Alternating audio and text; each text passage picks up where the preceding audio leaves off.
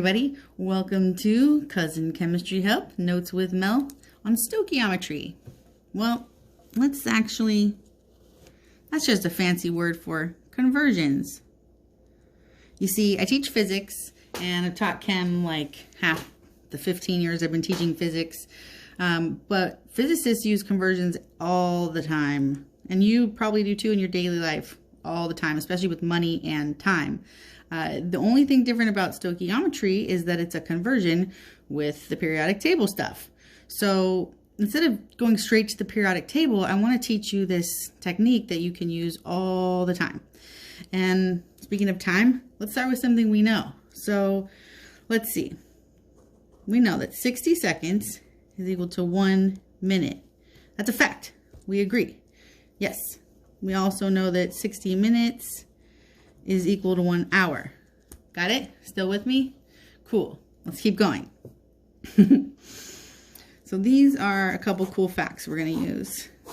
Alrighty. Now there's some cool algebra techniques about the number 1 that we can play with. You know how 5 times 1 is 5, and 24 times 1 is 24, and 8, 9, 2, 9, 1 times 1 is 8, 9, 2, 9, 1, right? You get the idea. Anything multiplied by 1 is equal to itself. Remember that? Checking that. The other thing we want to remember is that anything divided by itself is equal to 1. 5 divided by 5 equals 1. 24 divided by 24 equals 1. 8, 9, 2, 9, 1 divided by 8, 9, 2, 9, 1 equals 1. Cool patterns, right? So here we go. So what we're looking for is ways to use math like a puzzle. Okay. So let's think of a question here. Like we know that's true, we know that's true, we know that's true, we know that's true. That means that we can write effectively, we can write this a different way. But let's go with a question. How many seconds are in a year? Okay. Well, all we're going to do is convert 1 year to seconds. Let's write that down. Convert years to seconds. Okay, same question. Let's start off. 1 year, okay, and now we can times 1. We already decided you can multiply anything by 1 and it doesn't matter. We've also already decided that anything over itself is equal to 1. So that means that 60 seconds equals 1 minute can be rewritten like 60 seconds divided by 1 minute, because the numerator is equal to the denominator, and so that equals 1. Same thing. And over here as well, we can say that 60 minutes divided by 1 hour is equal to 1.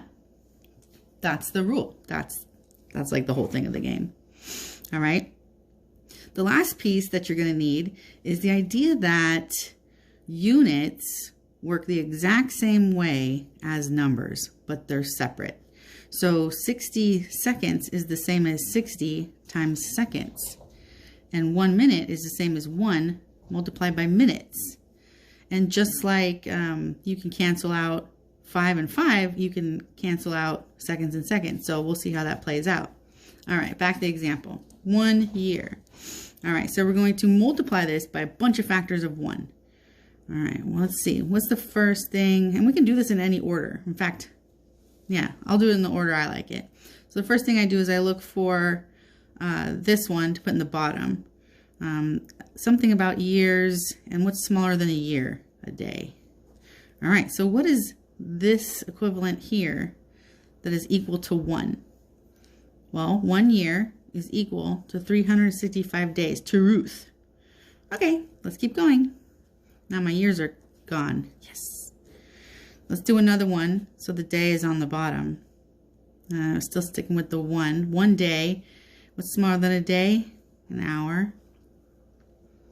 24. 24 hours is equal to 1 day. 24 hours divided by 1 day is equal to 1. And we can multiply 1 by anything. So we're good. We are converting. And my days, boom, there they go. They didn't ask me how many hours are in a year. They asked me how many seconds. So I need to keep going. I'm going to put hour on the bottom so I can cancel it out and look for an equivalency of 1. So I've got 1 hour is equal to, well, what's smaller than an hour? A minute. But 1 hour is not 1 minute. 1 hour is 60 minutes.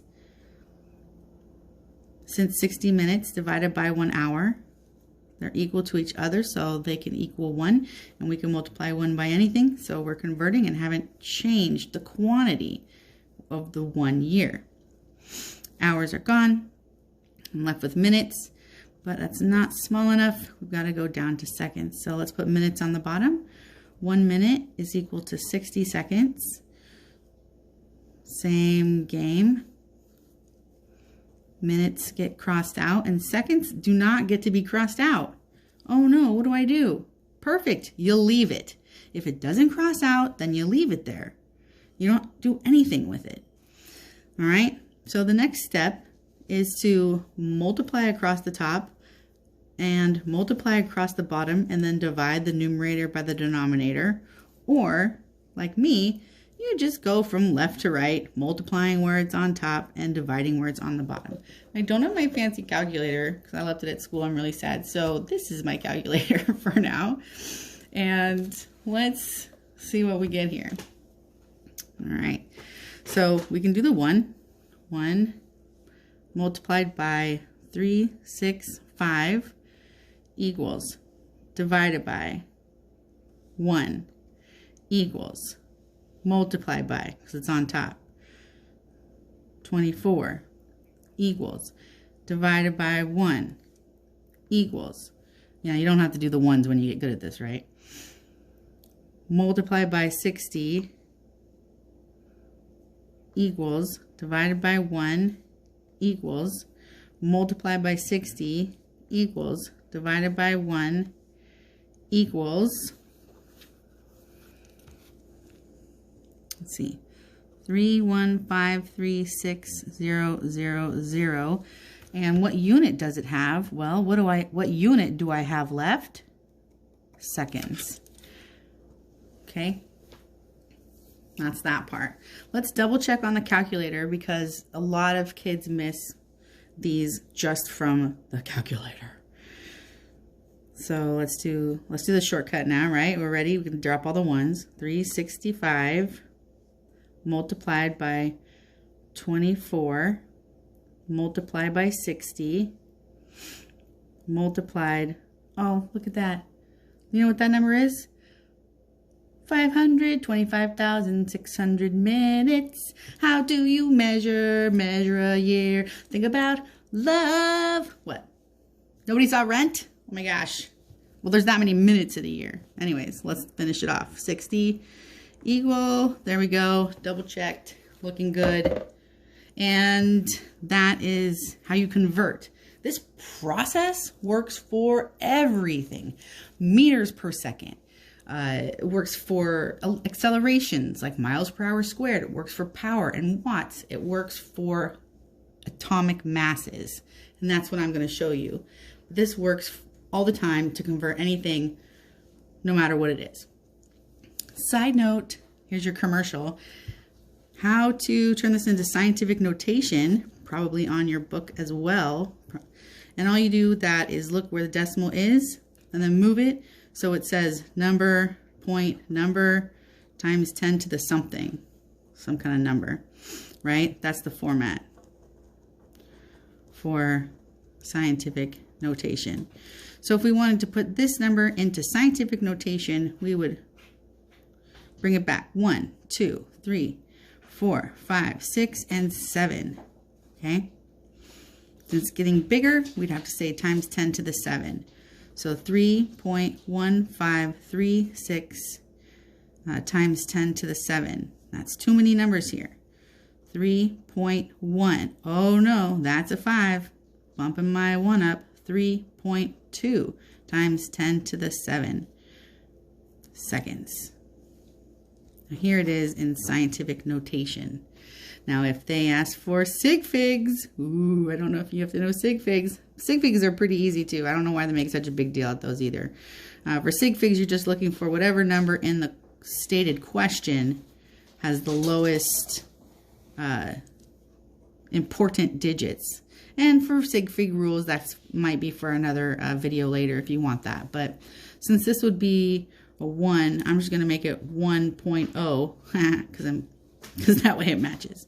So if you've got 2 up here, you need 2 in your answer, 1 up here, 1 in your answer.